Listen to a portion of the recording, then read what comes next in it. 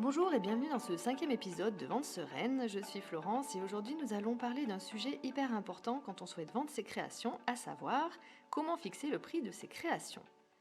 Alors on rentre tout de suite dans le vif du sujet. La toute première étape, et pas des moindres, pour fixer le prix de ses créations, c'est de se rendre compte déjà de son propre travail et de ne pas se sous-estimer. Ça c'est tout bête, mais ce n'est pas si évident que ça. Je t'invite pour cela à écouter, si ce n'est pas déjà fait, l'épisode numéro 2 concernant le syndrome de l'imposteur de la créatrice. Donc si tu te penses en qualité de professionnel, au lieu de simple amatrice, tu poses déjà un cadre pour toi et pour tes futurs clients, clientes, et cela va pouvoir se répercuter bien sûr sur tes propres prix pratiqués. En effet, il y a deux types de valeurs à prendre en compte. Déjà, la valeur perçue de tes créations, perçue par toi-même et par tes clients, et la valeur marchande, plus terre à terre, on va dire, de tes créations. Donc la valeur perçue par toi-même, c'est-à-dire la valeur que tu estimes de ta création, sa valeur émotionnelle, sa valeur éthique peut-être, la valeur de ton travail, c'est du made in France, pardon, le zéro déchet, etc. Enfin la qualité de ton travail en somme. Être consciente aussi de ta valeur ajoutée. Quelle est la valeur ajoutée de tes créations, leur point d'originalité, de différence également. Et donc la valeur marchande, c'est-à-dire la valeur réelle de ce que te coûte la réalisation de ta création, c'est-à-dire le coût des matières premières, etc. dans un premier temps. Donc il faut se mettre en tête, quand on se lance dans l'artisanat en général, que les clients potentiels de ce genre de produit normalement savent, on va dire normalement, qu'un produit artisanal n'est pas un produit de grande distribution ou de fast fashion, si c'est de la couture, etc., des vêtements. Ils savent que la production n'est pas faite de la même façon, ou du moins il faut leur faire savoir s'ils ne s'en rappellent pas. Et ce sont des personnes en quête de produits authentiques, avec des valeurs, de l'éthique, de l'émotion, de l'originalité. Donc toi aussi, tu dois percevoir tes créations comme cela. Tout ceci pour en venir où?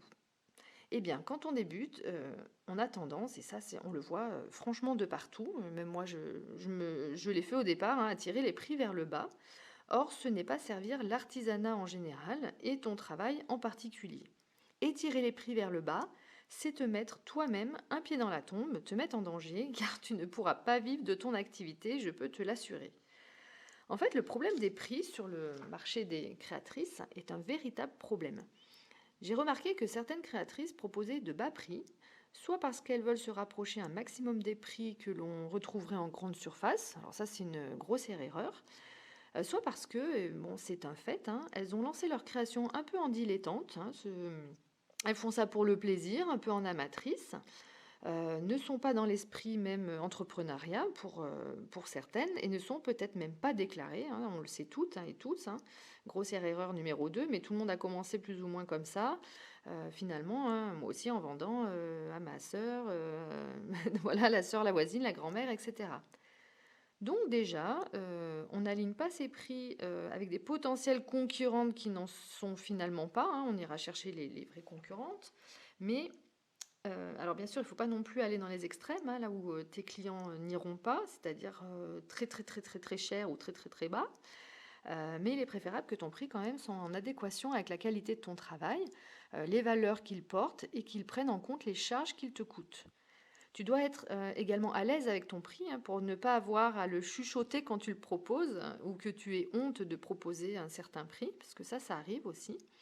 Et ben oui, ça arrive aussi quand on propose un produit qu'on vend et qu'on n'aime pas. Ça arrive aussi quand on est en magasin, etc.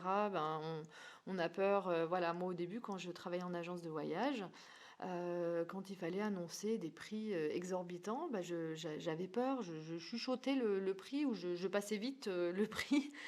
Et voilà, donc ça, bon, on a toujours un peu honte quand c'est des gros prix, mais bon, il faut que voilà, le prix aille avec la qualité, donc on reste en adéquation avec ses créations, leur prix et leur valeur. Donc le prix pardon, peut s'expliquer tout à fait, si tu sais aussi montrer que les clientes en fait s'apprêtent à acheter de l'artisanat français. Donc ça se paye. Et de montrer que c'est réalisé fait main, avec ton savoir-faire, des matériaux français, si c'est le cas bien sûr, on ne ment pas, attention, que c'est fait peut-être en petite quantité, que les coûts ne sont pas les mêmes, si cela, comme si ça avait été fabriqué par exemple en Chine, tout cela se paie évidemment, toi tu le sais. Alors comme je le disais tout à l'heure, il ne faut pas aller dans les extrêmes avec les prix trop bas et ni les prix trop hauts, hein, surtout si cela ne les vaut pas, attention. Après, si c'est justifié, bien sûr, il faut le faire. Quelqu'un qui cherche, en tous les cas, des tout petits prix ne sera pas a priori ta cible. Et celle qui est prête à mettre très cher, enfin cher ou voire très cher, peut être ta cible, hein. Elle sera par contre, attention, avant tout intransigeante sur la qualité, mais pas que, hein, ou pas forcément. En tout cas, ça peut être aussi un coup de cœur. Ça peut être l'aspect émotionnel qui va jouer, hein, quand elle va voir ta création, ce que ta création procure, ou encore l'originalité, la préciosité, la pièce unique, etc. Donc ta clientèle sera celle qui sera prête à payer pour ce que tu réalises, pour le juste prix et pour le message surtout que tu renvoies, et donc tout simplement pour un coup de cœur, pourquoi pas. Donc une fois que tu as conscience de tout cela, tu comprends bien que tu ne vas pas fixer ton prix au feeling, hein, sauf si tu veux vendre à perte, hein, bien sûr, mais c'est pas le but, n'est-ce pas? Donc tu dois prendre bien évidemment en compte en premier lieu le coût de revient de tes créations, c'est-à-dire tes charges fixes et tes charges variables, à savoir entre autres le coût de tes matières premières, ton matériel, etc. Mais aussi, si tu as un loyer de ta boutique ou le prix de ton site internet, si tu as EDF à payer dans ta boutique, le carburant si tu te déplaces par exemple, ou si tu vas déposer des colis, enfin tout ça, voilà, il faut le prendre quand même en compte dans tes prix. Donc deuxièmement, tu prends également en compte le positionnement de ta marque, c'est-à-dire quelle image renvoie ta marque, donc comme on disait, moyenne gamme, haut de gamme, etc. Et troisièmement, tu regardes malgré tout quels prix sont pratiqués donc chez ta vraie concurrence, hein, s'il y en a, pour comprendre quelle est ta valeur ajoutée à toi. Et dernier point, quatrièmement, il faut prendre en compte le prix, on va dire, acceptable par la majorité de ta clientèle visée, c'est-à-dire le prix psychologique. En fait, c'est le prix que les clients seront prêts à mettre en fonction de la création proposée. Et à cela, bien sûr, il te faudra rajouter ta marge, hein, parce que tu es là pour vendre, et donc gagner ta vie et de l'argent, hein, pas pour revendre à perte, pour fermer boutique tout de suite derrière. Donc il faut garder en tête qu'un prix de vente trop bas, aussi, hein, c'est une autre chose, renvoie à une image d'un produit de qualité moindre, voire médiocre, hein, ça peut arriver. Et qu'un prix de vente trop haut peut faire fuir les clients si cela n'est pas justifié correctement. Donc si tu le justifies correctement, il n'y a pas de souci.